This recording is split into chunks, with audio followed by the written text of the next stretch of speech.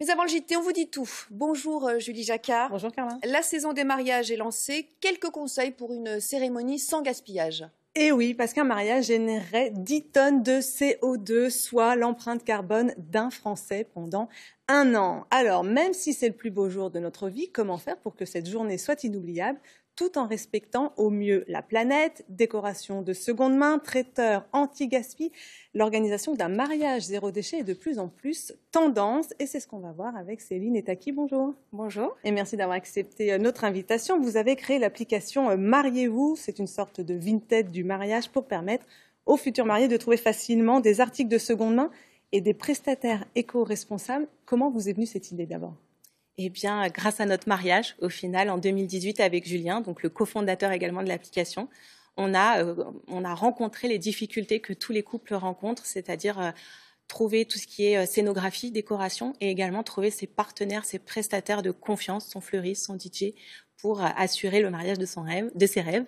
Et du coup, on avait acheté beaucoup de décorations, déjà de seconde main à l'époque, en 2018. Vous étiez déjà, vous, dans cette démarche-là? Oui, nous, on est déjà très adeptes de la seconde main dans différents domaines. Donc, pour nous, c'était logique qu'on le mette dans notre mariage. Et on avait également aussi fait de la personnalisation en se disant, on va créer pour revendre tous ces objets après notre mariage. Sauf que l'idée était très bonne sur le papier, mais on s'est rendu compte qu'il n'y avait pas de plateforme qui mettait en relation les fiancés et les mariés. Et donc, on a décidé de créer Mariez-vous. Alors, quels sont les avantages d'opter pour la seconde main dans l'organisation d'un mariage? Ça revient déjà moins cher? Oui, forcément. Il y a cette économie où on peut se permettre peut-être plus de décoration. Donc, sur notre application, on trouve énormément d'objets. On a catégorisé plus de 130 articles, de la petite décoration, bougies, photophores, jusqu'aux plus grosses pièces. Par exemple, les arches de cérémonie. On a des vélos aussi de décoration et même tenues et accessoires du jour J. Donc, la seconde main permet de se faire plus plaisir, avoir plus de déco. Et des plus belles pièces, par exemple, au niveau des robes de seconde main, on peut avoir une robe de créateur, pourquoi pas de seconde main. Vous pouvez d'ailleurs nous poser toutes vos questions en direct grâce au QR code qui s'affiche en bas de l'écran. Céline Etaki, ça veut dire que les mentalités évoluent, qu'aujourd'hui, la nouvelle génération est plus sensible à l'écologie et elle a plus facilement recours à des articles de seconde main, même pour son mariage? Il n'y a plus de barrières. Il n'y a plus de barrières. La génération qui se marie, c'est la génération Z, les 25-35, qui ont grandi au final avec l'écologie. Et donc aujourd'hui, on a envie de se marier aussi avec ses convictions, donc de manière responsable. Et donc, on va mettre l'écologie, la seconde main, dans son mariage. On a changé les mœurs et ça, c'est chouette parce qu'on va avoir vraiment des mariages durables. Mais alors, qu'est-ce qui peut être recyclé d'un mariage à l'autre?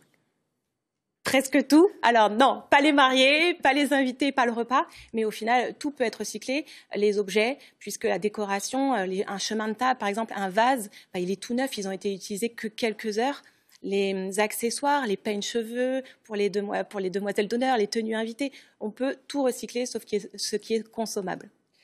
Si on veut un mariage anti-gaspi, donc il y a plusieurs leviers. Le choix des fleurs, notamment, ça peut être une façon d'être dans une démarche écologique? Complètement. Les fleurs sont un gros poste de gaspillage. Donc attention, quand vous choisissez votre fleuriste, demandez-lui cette astuce anti-gaspi. Ça va être choisir des fleurs de saison qui vont aussi être moins chères côté financier, produits localement. Les fleurs séchées, parce que les fleurs séchées, elles durent dans le temps. On peut les offrir à ses invités, les garder aussi en souvenir. Et on peut les revendre aussi. Et les revendre, j'allais le dire. Il y a aussi le faire-part, toujours un incontournable. Il est envoyé parfois par mail. C'est vraiment plus écologique, le mail? Oui et non.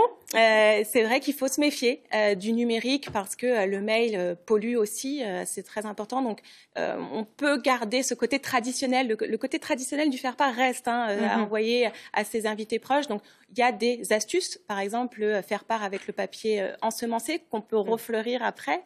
Et puis, du papier tout simplement recyclé. Donc, attention. Ça sera vraiment au choix des mariés parce que nous, ce qu'on veut, c'est sensibiliser sans faire culpabiliser. C'est quand même le plus beau jour de leur vie. Donc, leur donner des conseils, des tips, mais ça reste le choix des fiancés. Pardon. Alors, arrêtons un instant sur ces chiffres. Après 2 années de crise sanitaire, les mariages repartent à la hausse. 220 000 ont été célébrés en 2021, 42% de plus par rapport à 2020, année noire pour les futurs mariés. C'est une bonne nouvelle pour les amoureux, un peu moins pour la planète, parce qu'un mariage peut produire jusqu'à 20 kilos de déchets plastiques et en moyenne 554 € de nourriture sont gaspillés à chaque fois.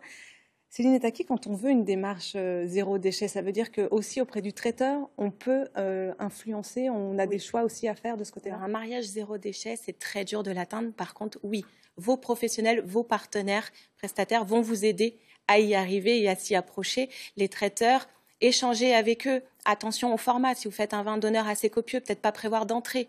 S'il vous reste de la nourriture, du fromage, des desserts, les remettre sur le bar de nuit, par exemple, ou le lendemain au niveau du brunch. Pourquoi pas récupérer, congeler aussi, ça peut être important. Mais ça veut dire que les traiteurs acceptent de laisser la nourriture qui est en trop? Ils n'ont pas peur d'intoxication alimentaire? C'est vraiment à échanger avec le prestataire et le traiteur. Et puis après, sur les consommables qu'on jette, bien évidemment, utiliser par exemple des nappes en tissu plutôt que des nappes jetables, au même titre que la vaisselle, la location de vaisselle. Il y a de très jolies vaisselles en vintage maintenant qui fait fureur au niveau des tendances mariage. Donc, privilégiez la location et le conseil de vos prestataires. Juste très rapidement, dernière question, la location, c'est plus intéressant? Ça reste toujours moins cher? Je dirais que c'est plus la seconde main qui reste la plus avantageuse. Par contre, il faut faire un mix des deux parce que la seconde main, il y a toute une logistique. C'est-à-dire qu'il va falloir la stocker, la ranger, la revendre. Donc, c'est compliqué, un peu plus compliqué. Merci beaucoup en tout cas, Céline Etaki, pour tous vos conseils. Demain, c'est un vendredi 13. Alors, on verra pourquoi nous sommes superstitieux. On attend vos